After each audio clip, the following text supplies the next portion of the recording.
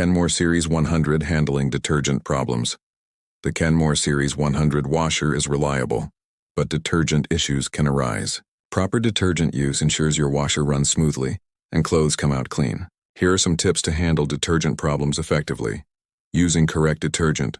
Always use HE, high-efficiency detergent. It is designed for low water use and prevents excess suds. Too many suds can affect washer performance. Check the detergent label for the HE symbol.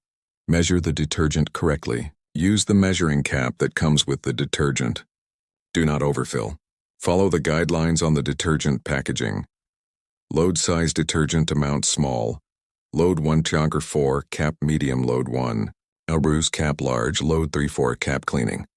Dispenser. A clean detergent dispenser ensures proper detergent flow. If the dispenser is clogged, the detergent will not reach the clothes.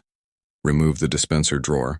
Rinse it under warm water to remove detergent residue. Use a soft brush to scrub away any buildup.